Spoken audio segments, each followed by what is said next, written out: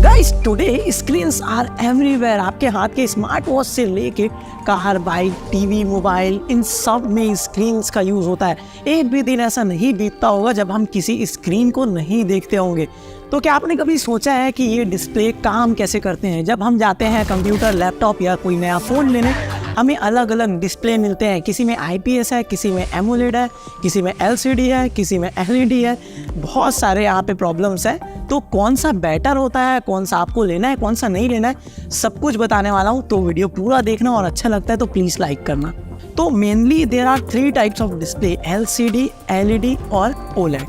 And इसके अलावा आप जितने भी स्क्रीन्स के नाम सुनते हो वो सब इन्हीं के अंदर आते हैं, या इनके सब टाइप भी आप बोल सकते हो। तो सबसे पहले स्टार्ट करते हैं LCD से, which also called liquid crystal display. तो ये लिक्विड क्रिस्टल डिस्प्ले में लिक्विड क्रिस्टल क्या चीज़ है? सबसे पहले तो इस चीज़ को हमें समझना होगा। आपने स्कूल में पढ़ा होगा मैटर के 3 स्टेट्स होते हैं। अभी मैटर क्या है? सिंपल सी चीज़ है, जो भी हमारे एनवायरनमेंट में स्पेस ऑक्यूपाई करके रखते हैं, एलिमेंट से मिलके बनते हैं, वो मैटर है। और इनके 3 स्टेट होते हैं, लिक्विड, सॉलिड और गैस। ये सभी को पता है। अब जैसे जैसे आप बड़े क्लास में जाते जाओगे आपको पता चलते जाएगा कि इन सब के बीच में भी कुछ होता है, और इन्हीं सब के बीच में जो होता है उनमें से एक है लिक्विड क्रिस्टल, जो कि ना तो पूरा पूरा लिक्विड होता है, ना तो पूरा पूरा सॉलिड होता है। और यही लिक्विड क्रिस्टल कहलाता है। और इसका यूज़ कैसे होने वाला है, कहाँ पे होने वाला है, वो भी मैं आपको बताऊंगा। उसके लिए हमें स्ट्रक्चर समझना होगा डिस्प्ले का। तो सबसे पहले एक LCD स्क्रीन का स्ट्रक्चर समझते हैं। तो कोई भी जो स्क्रीन है वो अलग अलग लेयर से मिलके बनते हैं, और सारे लेयर्स का अपना एक स्पेसिफिक काम होता है। तो वैसे ही LCD के साथ भी है। तो सबसे पहला जो लेयर होता है, सबसे पहला मतलब जो सबसे पीछे होता है, वो बैकलाइट का लेयर होता है। बैकलाइट मतलब कि एक सिंपल लाइट सोर्स है, वाइट कलर की लाइट होती है जहाँ से लाइट निकलता है। इसके बाद आता है पोलराइजर फिल्टर। अब ये क्या काम करता है? ये लाइट को सही डायरेक्शन में ले जाने का काम करता है। एक्चुअली जो लाइट की रेज होती है वो सारे डायरेक्शंस में जाती है, इधर उधर सारे डायरेक्शन में। तो पोलराइजर फिल्टर क्या करता है? जो इधर उधर जाते हैं उन सभी को रोक देता है, और जो सीधे जा रहे होते हैं सिर्फ उन्हीं को अलाउ करता है इसके पार जाने के लिए। तो बाकी सब लाइट्स यहाँ पे कम हो जाते हैं। जो सन ग्लासेस में यूज होता है सेम यहाँ पर भी है। इसके बाद आता है थिन फिल्म ट्रांजिस्टर, जिसको आप TFT के भी नाम से जानते हो। हाँ, जो हम TFT सुनते हैं वो यही लेयर है।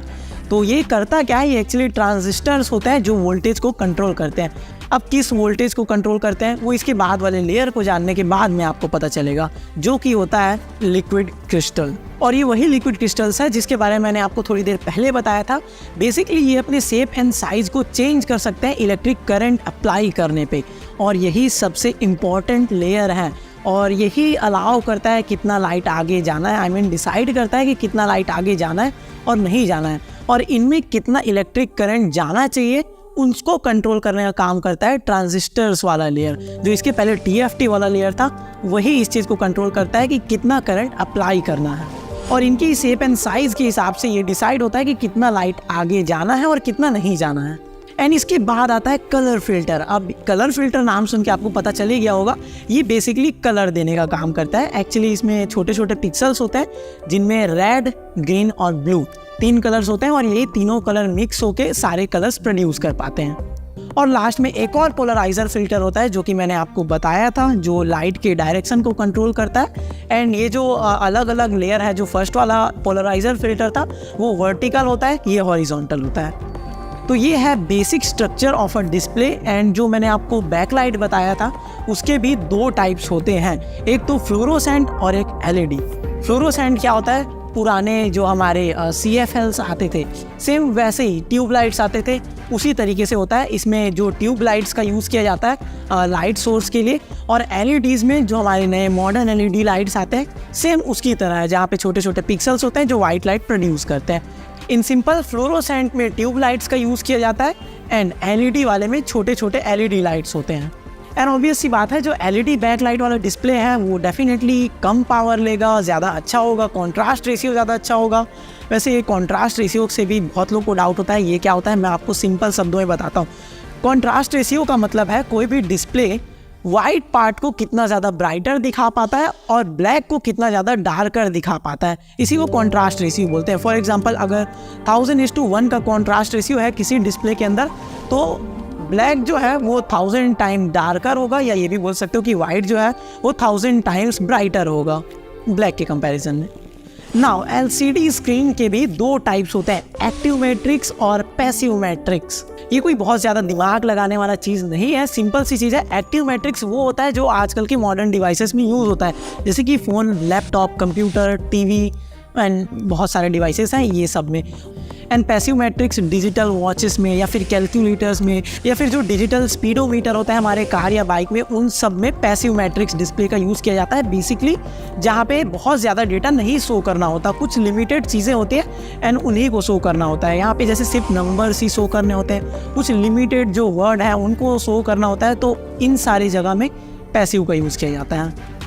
और पैसिव मैट्रिक्स डिस्प्ले में TFT का यूज़ नहीं होता है। TFT मतलब थिन फिल्म ट्रांजिस्टर्स, वो जो ट्रांजिस्टर्स वाला लेयर था उसका यूज़ यहाँ पर नहीं किया जाता, उसकी वजह यहाँ पर इलेक्ट्रोड्स का यूज़ किया जाता है। और भी कुछ डिफरेंसेस है, मैं आपको स्क्रीन में दे रहा हूँ, आप चाहो तो पॉज करके देख सकते हो। जैसे कि इंडिपेंडेंटली कंट्रोल किया जा सकता है हर एक पिक्सल्स को एक्टिव मैट्रिक्स में, बट पैसिव मैट्रिक्स में सीक्वेंशियली कंट्रोल किया जाता है, मतलब कि या तो कॉलम को या फिर रो को। रिस्पॉन्स टाइम भी एक्टिव मैट्रिक्स में ज़्यादा होता है और पैसिव में कम होता है। रिस्पॉन्स टाइम का मतलब है डिस्प्ले के अंदर जो पिक्सल्स हैं वो कितने टाइम में अपने कलर को चेंज करते हैं, वो जो टाइम होता है उसको रिस्पॉन्स टाइम बोलते हैं। एंड डेफिनेटली ये जितना कम होगा उतना ही मॉनिटर फास्ट होगा एंड ज़्यादा अच्छा होगा। Now talking about types of active matrix LCD screen, जो हम TN पैनल या फिर IPS पैनल या फिर VA पैनल सुनते हैं, वो एक्टिव मैट्रिक्स LCD के ही टाइप्स होते हैं।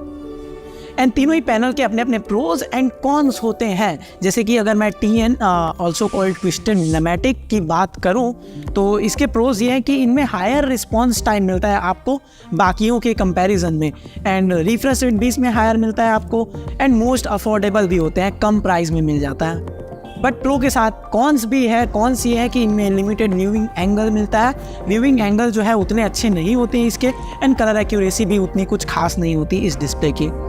देन IPS की बात करते हैं, which is also called in plane switching. इसकी प्रोज की बात करूँ तो इसमें आपको व्यूइंग एंगल काफ़ी अच्छा मिलता है, रिच कलर एक्यूरेसी, अच्छे कलर प्रोड्यूस कर पाते हैं TN के कंपैरिजन में। कॉन्स की बात करूँ तो एक्सपेंसिव होते हैं और रिफ्रेश रेट इसमें कम मिलता है एंड रिस्पॉन्स टाइम भी इसमें कम मिलता है TN पैनल के कंपैरिजन में। Then VA panel also called vertical alignment, and it is somewhere between IPS and TN panel, कहीं बीच में ये होता है।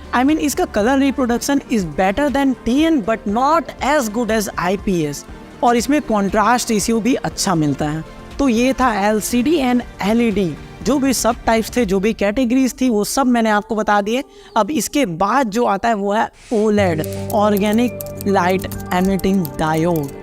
ये नई टेक्नोलॉजी है एंड इसी को ट्रू LED स्क्रीन बोला जाता है, क्योंकि LCDs की तरह यहाँ पर बैकलाइट वाले लेयर की ज़रूरत नहीं होती है। यहाँ पर ऑर्गेनिक लाइट एमिटिंग मटेरियल का यूज़ किया जाता है जो सेल्फ लाइट प्रोड्यूस कर सकते हैं, एंड इन्हीं के अंदर ही अलग अलग कलर्स भी होते हैं, रेड, ग्रीन एंड ब्लू, हर एक पिक्सल्स के अंदर। तो यही मिलके सारे कलर को प्रोड्यूस करते हैं, और इसी वजह से यहाँ पर कलर फिल्टर वाले लेयर का भी यूज़ नहीं करना पड़ता, क्योंकि कलर यही प्रोड्यूस कर सकते हैं।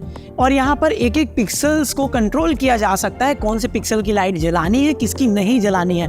इस चीज़ को कंट्रोल करने का काम TFT ही करता है। इलेक्ट्रिक करंट कितना देना है वो थिन फिल्म ट्रांजिस्टर वाला जो लेयर है, जो कि मैंने आपको बताया था, वो इस चीज़ को कंट्रोल करता है। और क्योंकि हम डिसाइड कर सकते हैं कहाँ पे का लाइट जलाना है और कहाँ का नहीं जलाना है, तो यहाँ पर ब्लैक लेवल्स जो हैं वो सबसे ज़्यादा होते हैं, as well as colour reproduction भी सबसे अच्छी आपको इसी में मिलती है। ब्लैक लेवल का मतलब कॉन्ट्रास्ट रेशियो जो है वो सबसे अच्छा होता है इसी डिस्प्ले में, एंड ऑब्वियसली ये सबसे महंगा भी मिलता है। OLED के अंदर भी बेसिकली 2 टाइप्स होते हैं, एक तो AMOLED और एक POLED। अब AMOLED और POLED क्या है? AMOLED तो आपने डेफिनेटली सुन रखा होगा। AMOLED OLED का सबसे कॉमन टाइप है, जो कि सबसे ज़्यादा यूज़ होता है, एंड इसकी picture quality, image quality, colour reproduction सबसे अच्छी होती है, एंड ये एक्सपेंसिव भी होता है। और POLED इससे थोड़ा कम एक्सपेंसिव होता है। यहाँ पर आपको पिक्चर क्वालिटी AMOLED से थोड़ी कम मिलती है, एंड जो कलर रिप्रोडक्शन है वो भी थोड़ी कम होती है, इस वजह से इसकी प्राइस भी कम होती है। ज़्यादातर स्मार्ट वॉचेस में या फिर स्पीडोमीटर, कार या बाइक्स के जो होते हैं कलरफुल, उन सब में यूज़ किया जाता है। एंड इसके अलावा अलग अलग ब्रांड्स जो है वो अलग अलग नेम दे देते हैं एमोलेड स्क्रीन को ही, जैसे कि एप्पल रेटिना डिस्प्ले बोलता है, बट वो होता है एमोलेड ही है, उसमें कोई एक्स्ट्रा खास चीज़ नहीं है, बस माइनर डिफरेंसेस होते हैं जिससे कुछ फर्क नहीं पड़ने वाला है आपको, या नहीं के बराबर फर्क पड़ता है। जैसे सुपर एमोलेड टर्म का यूज़ किया जाता है तो वो भी एमोलेड स्क्रीन ही होती है। ये काफ़ी हाई एंड मॉनिटर या फिर टीवीज़ में यूज़ किया जाता है जो कि बहुत महंगे महंगे मिलते हैं उन सब डिवाइसेस में। इन शॉर्ट एमोलेड स्क्रीन ही सबसे बेस्ट स्क्रीन होती है।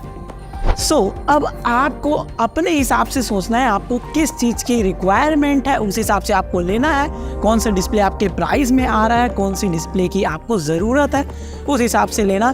एंड मैंने मॉनिटर बाइंग गाइड भी बताया है आपको कौन से मॉनिटर लेने चाहिए, आपको किस स्पेसिफिक टास्क के लिए, वो आप चाहो तो देख सकते हो, मैं आई कार्ड में डाल दूंगा, वहाँ से आप देख पाओगे। एंड वीडियो अच्छा लगा तो प्लीज़ वीडियो लाइक करना, दोस्तों के साथ शेयर करना, जिनको भी डिस्प्ले के बारे में जानना है सबको शेयर कर देना। मैं मिलता हूँ आपसे नेक्स्ट वीडियो में फिर किसी ऐसी इंटरेस्टिंग टॉपिक के साथ।